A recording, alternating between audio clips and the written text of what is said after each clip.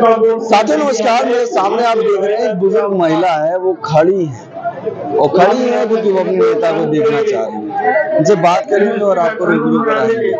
अम्मा, क्या नाम है आपका? मेरा नाम जयवती है। जयवती है। हाँ। और आई मायावती है, कैसे देखती है? मायावती को देखने आई है? हाँ।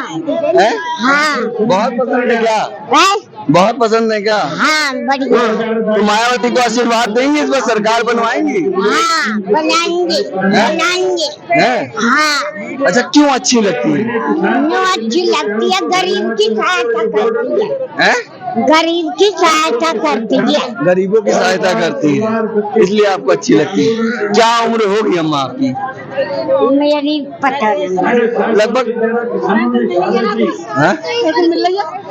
पेंशन में 60 के ऊपर है।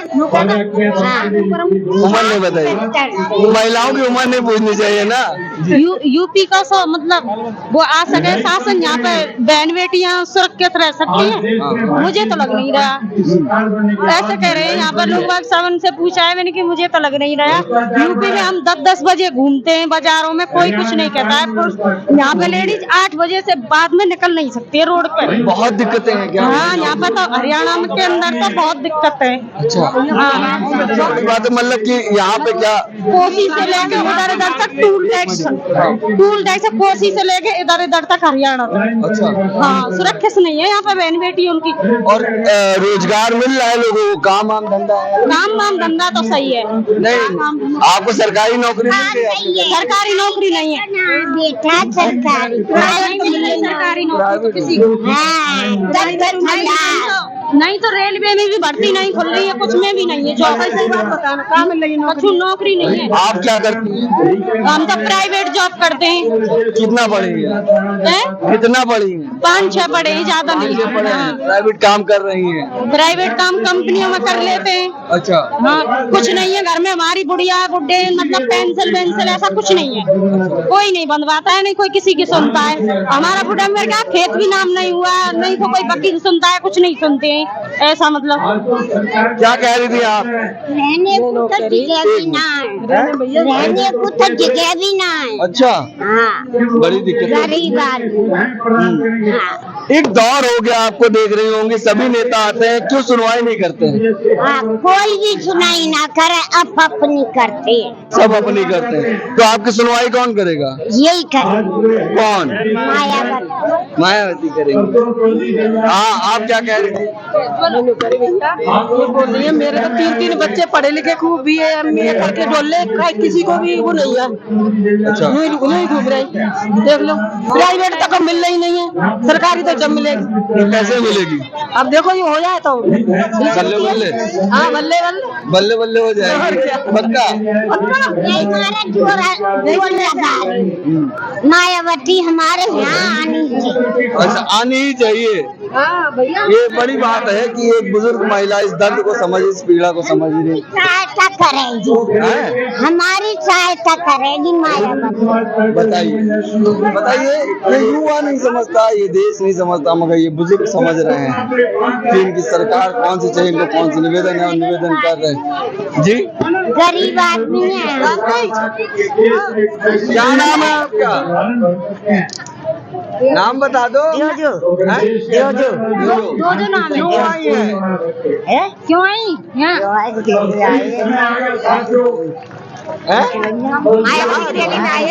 मायावती बहन जी के लिए आए हैं हम। अच्छा, मायावती क्यों अच्छी है? अरे हमारी बहन जी है, हम उनको चाहते हैं, चाहने वाले हैं हम उनके। अच्छा।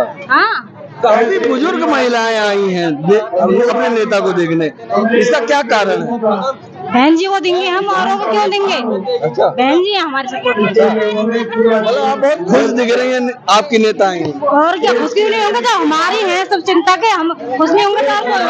और जो लोग कहते हैं कि मायावती सुनती नहीं, खूब अच्छा सुनती है, खूब बढ़िया अच्छा करती हैं सब लोग। अच्छा, ये बताइए, जो भीड़ आई है, क्या पैसे दे के बुलाई हुई है? नहीं, पैसे के दम पे नहीं, मायावती के दम पे आई है सब लोग। हाँ जी। आप ये बताइए, आशीर्वाद देंगे कि नहीं अपने नेता को? आशीर्वाद हम आशीर्वाद देंगे मायावती बहन जी के लिए, आपके जीते यहाँ से। आशीर्वाद दो। आशीर्वाद दो।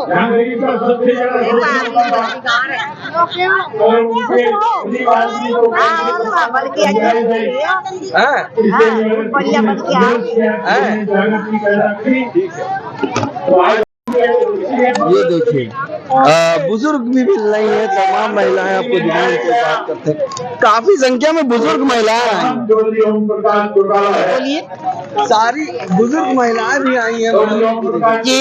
कैसे देखते हैं इस बात को? कारण क्या है? कारण क्या है कि महिलाओं के, बुजुर्गों के, स्टूडेंट्स के, यानी सार्वजनिक के समाज के लिए जो भी विकास कार्य किए हैं, आज तक जो बहन जी ने इतना कोई नहीं कर पाया। शिक्षा के, चिकित्सा के, रोजगार के क्षेत्र में जो उन्होंने काम किया है, जब से देश आजाद हुआ तब से किसी ने नहीं किया। इसलिए उनके कामों से और उनके संघर्ष से प्रभावित होकर दूर दूर से उनको देखने के लिए लोग आ रहे हैं।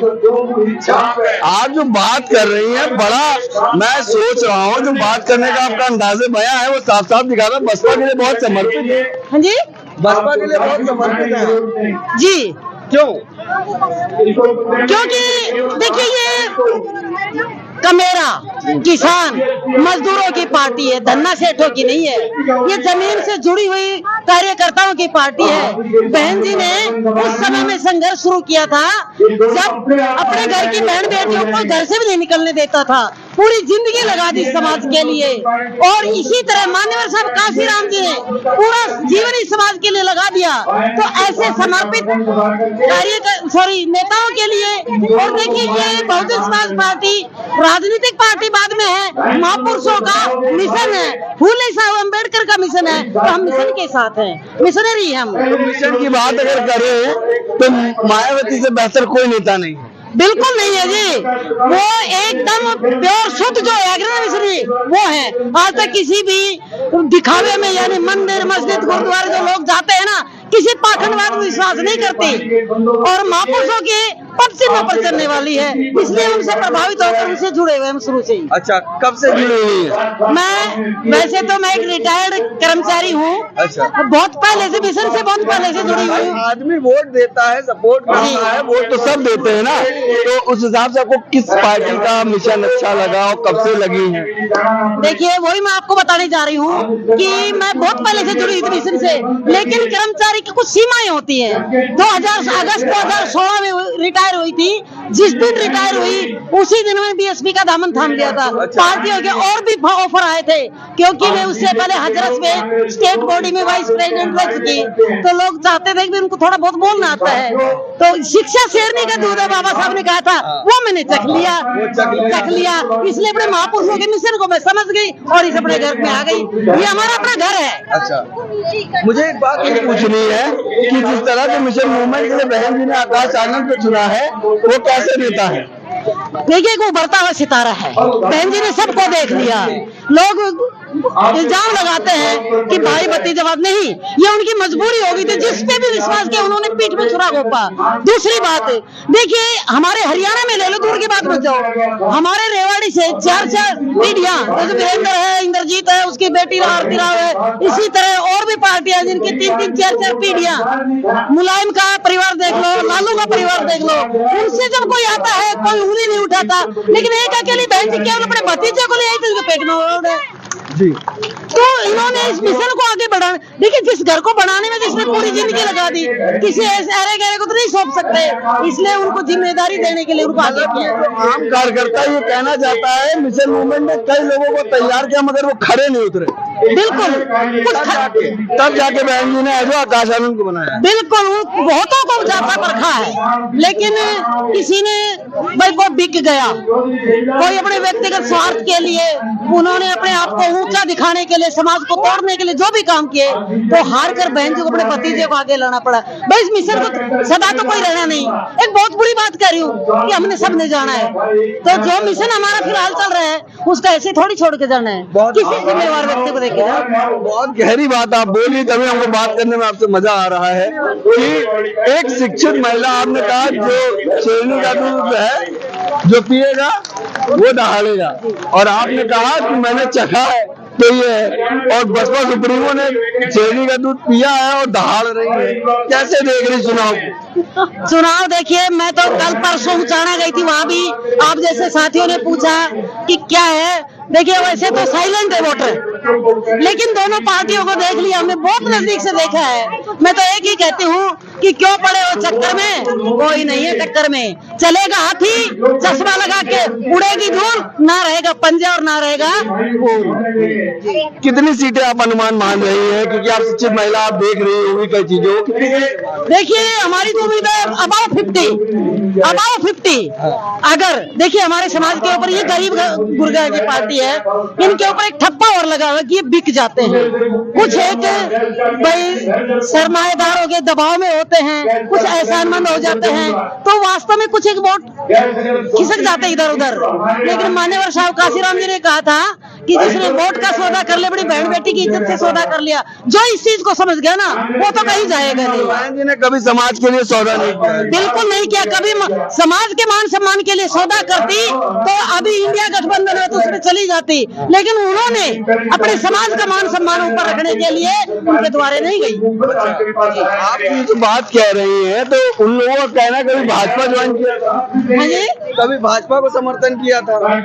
देखिए मान्यवर साहब काशीराम जी ने भी कहा था कि हाँ हम हैं मौका परस्त, जहाँ समाज का भला होगा हम अपना कुछ समझौता करने को भी तैयार होते हैं, लेकिन वो तब होता है जब हमें सरकार बनाने में कुछ जरूरत होती है। हम पहले गठबंधन किसी से नहीं करते। बहुत अच्छा लगा आपसे बात करके, बड़ा मतलब मुझे बड़ा खुशी हुई कि हरियाणा में ऐसी भी महिलाएं हैं जो इतना जबरदस्त बोल रही हैं और अपना कॉन्सेप्ट क्लियर है कि वोट हमारा कहाँ पे जाएगा। तो अच्छा, एक सवाल और मैं करना चाहूंगा, ये सवाल मैं इसलिए पूछना चाहूंगा, क्या लगता है कि बसपा का वोट जहाँ पे नेहरू प्रत्याशी लड़ रहे हैं वहाँ जाएगा, और क्यों जाएगा?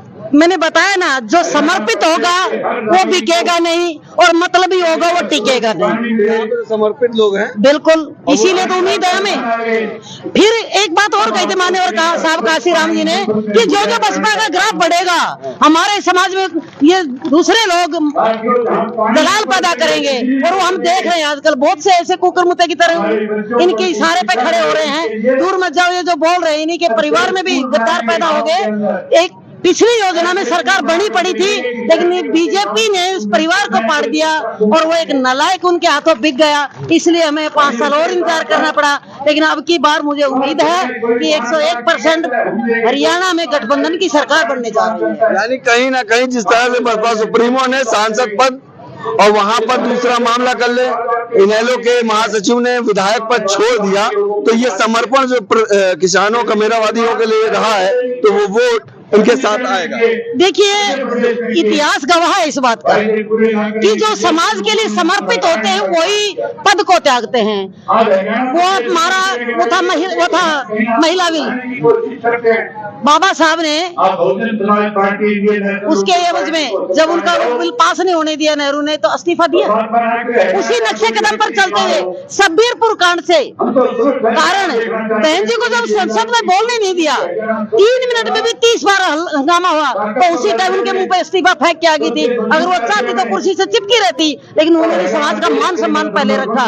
और उसी तरह अभय सिंह चौटाला ने किसानों का समर्थन करने के लिए बड़े त्याग से, तो ये त्याग और समर्पण के जो लोग हैं उनका आपसी गठबंधन है, तो इसमें मैं मानती हूँ कि वास्तव में हमें कामयाबी मिलेगी। अच्छा, मैं एक सवाल अब क्या करूँ, आप बात नहीं अच्छी कर रहे हैं तो सवाल मेरे बनते जा रहे हैं। हाँ, आप ध्यान से सवाल करो, हर सवाल का जवाब मिलेगा और ये जवाब और 5 तारीख को आंसर देंगे। मैं तो चाहूंगी बहनों से भी और सभी से जहाँ भी जाती हूँ कि भी सबको देखा बार बार, हमें भी देख लो एक बार। अच्छा। अरे कुंभ का मेला थोड़ी जो 13 साल में आएगा, भाई काम नहीं होता थी कि अगली बार बदल देना, लेकिन एक मौका तो हमें भी दो ना। मौका आपके सामने कोई चीज रखी है, आपको नहीं पता उस टेस्ट का, खारी है, मीठी है, खट्टी है, कैसी है, आप खाओगे तभी तो पता है। ठीक है, हाँ सुनंदा तो कहने का मतलब ये है कि जब तक तो परखेंगे नहीं, पता कैसे लगेगा। इसलिए हम चाहते हैं कि एक मौका हमें मिलना चाहिए।